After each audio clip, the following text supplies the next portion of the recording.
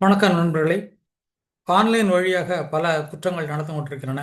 சைபர் criminals என்று சொல்லக்கூடிய அஹ், திருடர்கள் பல்வேறு வழிகளில் உங்கள் மொபைல் மூலமாக, இன்டர்நெட் மூலமாக, பல்வேறு ஆப் மூலமாக உங்களுடைய பணத்தை கொள்ளையடிப்பதற்காக உழைத்துக் கொண்டிருக்கிறார்கள்.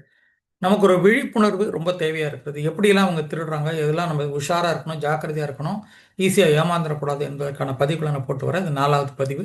இதுக்கு முன்னாடி 3 பதிவுகள் இருக்கு, முடிஞ்சா நீங்க பார்த்துக்கோங்க. இப்படித்தான் நடக்கிறது, மோடஸ் ஆப்பரண்டி இப்படித்தான் நடக்கிறதுன்னு தெரிந்து கொண்டால் மிக ஜாக்கிரதாக நம்ம இருந்து கொள்ளலாம். ஸோ நம்ம எதிர்ப்பு தெரிவித்து இவர்களை ஒரு கண்ட்ரோல் பண்ணுவதற்கு நமக்கு நிறைய விஷயங்கள் தெரிஞ்சே ஆக வேணும். இது பரவாமல் யார் புது நபர்கள் ஏமாறாமல் இருப்பதற்கு நம்மளுடைய நிறைய விஷயங்களை நம்ம பண்ண வேண்டும். நமக்கு சமுதாய கடமை இருக்கிறது, பொறுப்பு இருக்கிறது. எல்லாருமே இந்த மாதிரி அவேர்னஸ் விஷயங்களை நிறைய பேருக்கு நம்ம எடுத்துக்கணும். எவ்வளோ விஷயங்கள் பகிர்றோம். இந்த மாதிரி ஒரு அவேர்னஸ் விஷயங்களை கண்டிப்பாக நீங்கள் பகிரணும்னு நான் என்னோட ரெக்வஸ்ட் பண்ணிக்கிறேன். நார்மலாக அப்படி சொல்ல மாட்டேன், ஷேர் பண்ணுங்கன்னு சொல்ல மாட்டேன். ஆனால் மக்களுக்கு தேவையான ஒரு விஷயத்த ஷேர் பண்ணுங்க, ரெக்வஸ்ட் பண்ணிக்கிறேன். சரிங்களா? இப்போ வெளிநாடுகள்ல இருந்து உங்களுக்கு திடீர்னு எஸ்எம்எஸ் வருது, மெயில் வருது, பேர்லேருந்து நீங்கள் உங்களை நாங்கள் ஐடென்டிஃபை பண்ணியிருக்கோம். இப்போ நாங்கள் இந்த கம்பெனியில் வேலை பார்க்கோம். பெரிய கம்பெனி பேரை சொல்லுவாங்க, ஒரு பெரிய கன்சல்ட் கம்பெனி பேரை வேலை சொல்லுவாங்க, இல்லை பெரிய ஃபைனான்ஸ் கம்பெனி மாதிரி சொல்லுவாங்க. நாங்கள் வெளிநாட்டு பேங்க்லாம் அக்கௌண்ட்லாம் பார்க்கும் பொழுது ஒரு நபர் அவருடைய நாமினேஷன் கொடுக்காம போயிட்டாரா, இறந்து போயிட்டாரு.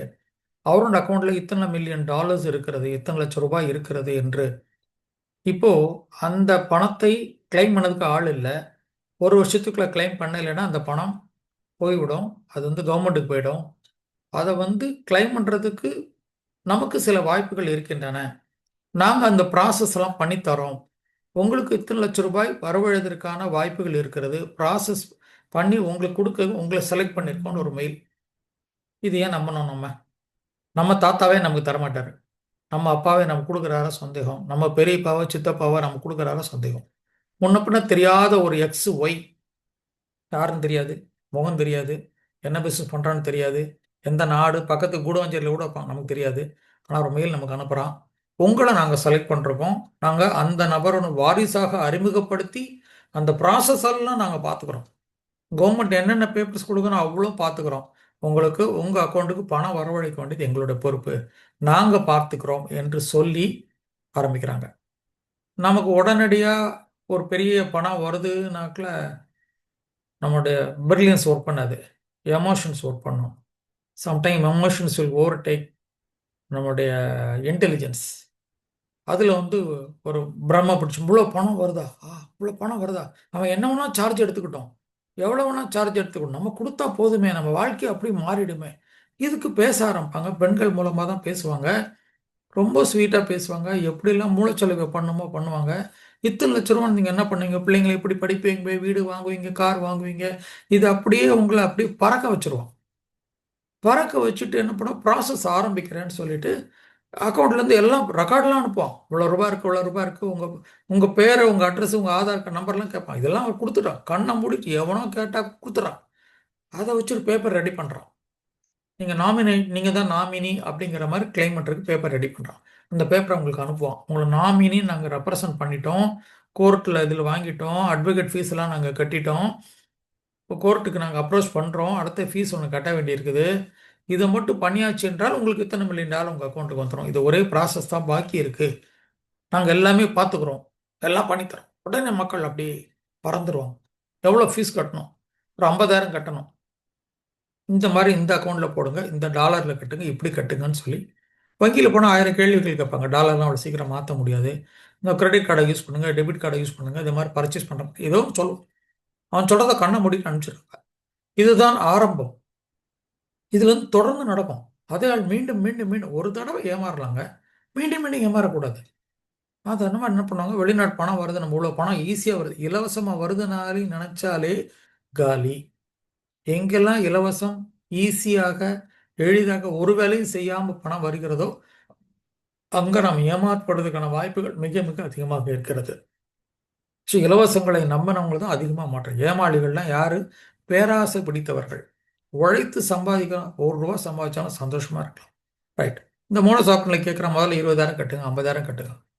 கட்டினோன்னு கோர்ட்டில் இதுக்கு ஒரு அப்ஜெக்ஷன் பண்ணியிருக்கிறாங்க, இதுக்கு நாங்கள் பேப்பர் சப்மிட் பண்ணோம், இதுக்கு சரியான அட்வொகேட் வாதாடணும், அதுக்கு 1 லட்ச ரூபா கட்டுங்கம்மா. இது மாதிரி சில்லறை சில்லறையாக நிறைய பணம் வசூலித்து கொண்டே இருப்பாங்க. கொட்டிக்கிட்டே இருக்காங்க மக்கள்.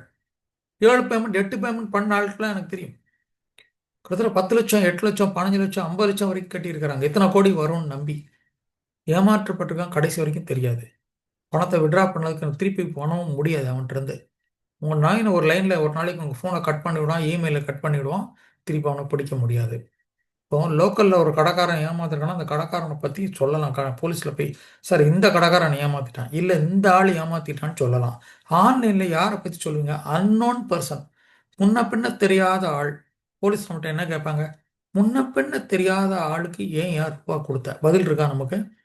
எப்படி நம்பி கொடுத்த? இல்லை சார் நம்ப வச்சான் சார். அப்போ நம்மளுடைய மடமைத்தனம் தானே அதை நம்பினது. நம்ம ஒரு தப்பு பண்ணிட்டு இதை பிடிச்சி கொடுங்கன்னு போலீஸ்ல போய் கேட்கறது எந்த முகத்தை வச்சுட்டு கேட்போம்? தப்பு பண்ணது ப்ரொசீஜர் தெரியாம நம்ம வந்து பண்ணிக்கிறோம். ரைட்டா?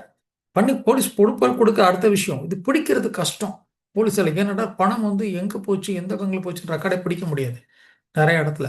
ஒரே நம்பருக்கு மட்டும் போச்சுன்னா அந்த இடத்துல அந்த அக்கௌண்ட்டுக்கு பிடிக்கிறாங்கன்னு வச்சுக்கோங்களேன், அந்த அட்ரஸ்ல ஆள் இருக்க மாட்டான், ஆனால் அக்கௌண்ட்ல பைசா இருக்காது. என்ன பண்ணுவீங்க? போலீஸ் என்ன குறை சொல்லுவீங்க? சொல்ல முடியாது. நம்ம ஒரு தவறு நடப்பதற்கு நம்ம முகாந்திரமாக இருந்து விட்டு நம்ம ஆரம்பித்து வைத்து விட்டு நாம் அதில் உடந்தையாக நம்ம பணம் லாஸ் ஆவதற்கு நாம் தான் காரணம் விட்டு விட்டு திருப்பி காவல்துறை பிடிச்சு கொடுங்கன்னு சொல்லி அவங்கள போய் கேட்கறது நியாயம் இல்லை. ஸோ அதனால் முதல்ல வந்து இது மாதிரி என்ன விஷயங்கள் வந்தாலும் சந்தேகப்படுங்க, தெரிஞ்சவங்ககிட்ட கேளுங்க. அப்பாட்டையோ அம்மாட்டையோ இல்லை தான் பையன்ட்டையோ டாக்டர்கிட்டையோ ஃப்ரெண்ட்ஸ்கிட்டையோ வெளியே நீங்கள் கேளுங்க. இப்படி இருக்க வாய்ப்பு இருக்கான்னு கேளுங்க. கண்டிப்பாக உங்களுக்கு வழிகாட்டுவாங்க. நீங்கள் தனியாகவே செயல்பட்டீங்க என்றால் மூளை முழுங்கல் நடக்கும், மூளை செலவே நடக்கும், பிரெயின் வாஷிங் நடக்கும். ஏமாந்து விடாதீர்கள். ரைட்டா? ஸோ மிக ஜாக்கிரதையாக இருக்கணும். வெளிநாட்டில இருந்து நாமினேஷன் பண்ணுறேன் அனுப்புகிறேன் அப்படின்னு சொன்னால் ஜாக்கிரதையாக இருக்கும். அடுத்த விஷயம் கிரெடிட் கார்டு. கிரெடிட் கார்டு நமக்கு நல்ல ஃபெசிலிட்டியாக கொடுத்துருக்குறாங்க. கிரெடிட் கார்டில் என்ன சொல்கிறாங்க? ஃபோன் பண்ணி உங்களுக்கு ஆஃபர் கொடுக்குறோம், இந்த ஆஃபர் கிரெடிட் கார்டு இருக்கா, எந்த பேங்க் கிரெடிட் கார்டு இருக்கா, அந்த கார்டுக்குலாம் அந்த நாங்கள் ஆஃபர் ஒன்று கொடுக்குறோம் அப்படின்னு சொல்லி நம்பர் டீட்டெயில்ஸ் எல்லாம் வாங்குறாங்க. கிரெடிட் கார்டு நம்பர்ஸ் நம்மகிட்ட வாங்குறாங்க. சில சமயம் நம்பர் கூட அவன் வச்சிருப்பான், ஏதாவது ஒரு இடத்துல பிடிச்சிருப்பான். இது எனக்கு உங்கள் நம்பரு, நான் இந்த பேங்க்லேருந்து மேனேஜர் பேசுகிறேன்னு சொல்லுவோம். ஸ்டேட் பேங்க்லேருந்து மேனேஜர் பேசுகிறேன் சொல்லுவோம். ஸ்டேட் பேங்க் மேனேஜருக்கு இதுதான் வேலையா? கிரெடிட் கார்டு மேனேஜர் பேசுகிறோம், இவருக்கு இதுதான் வேலையா? ஒருத்தனை கூப்பிட்டு உனக்கு இவ்வளோ தூரத்துக்கு ரிவார்ட் பாயிண்ட் தரேன், இது தரேன். சத்தியமாக வங்கியிலிருந்து ஃபோன், நமக்கு தேவையான விஷயங்களுக்கு ஃபோன் வராது. அந்த அளவுக்கு அவங்க பிஸி. நம்ம எல்லாத்தையும் நம்பிடுறோம். மேனேஜர் பேசுகிறாருன்னா நம்பிடுறோம். கேட்ட தகவல்லாம் நம்மளே கொடுத்துட்றோம். அந்த 16 டிஜிட் நம்பரை கேட்டால் கொடுத்துட்றோம். பின்னாடி இருக்கிற சீக்ரெட் கோடு 3 டிஜிட் நம்பருக்கு அதையும் சொல்கிறோம். வேலிடிட்டி எல்லாம் சொல்லிடுறோம். என்ன பேரில் இருக்குது, என்ன பேங்க், எல்லா டீட்டெயிலும் சொல்கிறோம். ஸோ திருடனுக்கு அவ்வளோ லட்டையும் கொடுத்துட்டு அவன் திருடிட்டான்னு எப்படி சொல்ல முடியும்? ஸோ எங்கே யார் நம்மளுடைய டெபிட் கார்டு கிரெடிட் கார்டு நம்பரை கேட்குறாங்களோ, இல்லை நம்பர் அவன் சொன்னாலும் பின்னாடி இருக்கிற சீக்ரெட் கோட் நம்பர் வந்து 3 டிஜிட் கோடு அதை கேட்டாலோ தயவு செய்து கொடுக்காதீர்கள். ஃபோனை கட் பண்ணுங்க. நாம கொண்டு மாட்டிக்கொள்ளக்கூடாது. அதுக்கு என்ன பீடிகை போடுவாங்க? ரிவார்ட் பாயிண்ட்ஸ், இந்த கிஃப்ட், இந்த கிரெடிட் கார்டு வச்சுக்கலாம், இந்த இது கிஃப்ட் அனுப்புகிறாங்க, பேங்க்ல இருந்து நியூ இயர் கிஃப்ட் அனுப்புகிறாங்க, இந்த மாதிரி டிஸ்கவுண்ட் தராங்க, டிஸ்கவுண்ட் கூப்பன் அனுப்புகிறாங்க, உங்களுக்கு 10,000 பொருட்கள் வாங்கிக்கிற டிஸ்கவுண்ட் கூப்பன் அனுப்புகிறாங்க. நம்மளை எப்படியெல்லாம் ஏமாற்ற முடியுமோ அப்படிலாம் பண்ணுறாங்க. தகவல் நம்ம தான் கொடுக்குறோம், வங்கி கணக்கு நம்பர் நம்ம தான் கொடுக்குறோம், கிரெடிட் கார்டு நம்பரோ பின்னாடி இருக்கிற சீக்ரெட் கோட் நம்பர் நம்ம தான் கொடுக்குறோம், ஏடிஎம் பின் நம்பரையும் நம்ம தான் கொடுக்குறோம். அப்புறம் அவன் திருடிட்டான்னு சொல்லக்கூடாது. நம்ம தான் உஷாராக இருக்க வேண்டிய விஷயம். ஸோ மிக மிக ஜாக்கிரதையாக இருங்க. ஏடிஎம்ல போய் பணம் எடுக்கும் பொழுது நம்ம கூட யாரும் பக்கத்தில் வந்து நின்று அலோவ் பண்ணாதீங்க. அலோவ் பண்ணாதீங்க. பின்னாடி நிற்கிறான், பின்னாடி நிற்கிறவங்க ஏதாவது பேச்சு கொடுத்தாங்கன்னா பேசவே பேசாதீங்க. வயதானவர்கள் சீனியர் சிட்டிசன் தனியாக ஏடிஎம் சென்டருக்கு போகாதீர்கள். கூட ஒரு நபரோட போங்க. நீங்கள் ஆப்ரேட் பண்ணும்போது அவங்க உங்களோட பின் அவங்க போடுறத அவங்க பார்த்துட்டு இருக்க வாய்ப்பு இருக்குது. கண்டிப்பாக பார்த்துக்குவாங்க. என்ன பின்கள் கண்டுபிடிச்சிடும். ஏதாவது ஒரு பேச்சு கொடுத்து நமக்கு பணம் வரல, ஸ்டக்காக நான் ஹெல்ப் பண்ணுறேன் எல்லாம் சொல்லிட்டு அந்த கார்டை எடுத்து என்ன பண்ணுறான் பாக்கெட்டில் வைக்கிறேன்னு சொல்லிட்டு அவன் வேற ஒரு பழைய கார்டு வச்சுருப்பான், எக்ஸ்போர்ட் கார்டு. அதுக்கு உங்கள் பாக்கெட்டில் வச்சுட்டு உங்கள் கார்டை அவன் எடுத்துருவான். எல்லாம் ஃப்ராக்ஷன் ஆஃப் செகண்ட் அட்டகாசமாக பண்ணுவான். ஏன்னா கூட ஒரு நபர் இருந்தாலே ஃப்ராடு நடக்க போகிறோன்னு அர்த்தம். உங்கள் ஏடிஎம் சென்டருக்குள்ள நீங்கள் இருக்கும் பொழுது, மிஷினில் நீங்கள் ஆப்ரேட் பண்ணும் பொழுது கூட ஒரு நபர் இருந்தால் அவன் ஃப்ராட் பண்ண தான் பக்கத்தில் நிற்கிறாங்க, சந்தேகப்படுங்க. ரைட்டா? அப்படி உங்களுக்கு இதாக இருந்தால் நீ முதல்ல ஆப்ரேட் பண்ணி போப்பா, நான் அப்புறம் வந்துக்கிறேன்னு சொல்லி அதை விட்டு ஏடிஎம் சென்டரை விட்டு வெளியே வந்துடுங்க. தனியாக ஏடிஎம் சென்டருக்கு போக வேண்டாம். வயதானவர்கள் பெரிய அமௌண்ட் எடுக்கும்போது தனியாக போக வேண்டாம். வாட்ச் பண்ணிட்டு பின்னாடியே வந்து எப்படியாவது பேக் எடுத்துகிட்டு போகிறதுக்கான திருடுவதற்கான வாய்ப்புகள் இருக்கிறது. கூட ஒரு நபரோட போகும்போது வாய்ப்புகள் மிக மிக கம்மி.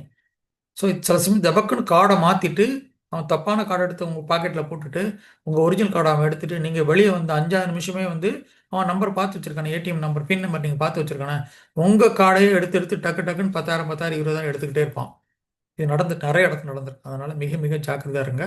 ஏடிஎம் கார்டு நம்பரை யாருக்கும் சொல்லாதீங்க. பின்னாடி இருக்க சீக்ரெட் நம்பர் சொல்லாதீங்க. ஏடிஎம் சென்டரில் உள்ளே இருக்கும்பொழுது வேற யாராவது வந்தால் நீங்க உடனே ஆப்ரேஷன் விட்டு அவனை வெளியே வரக்கூடாதுன்னு சொல்லுங்க. உள்ளே நிற்கக்கூடாதுன்னு சொல்லுங்க.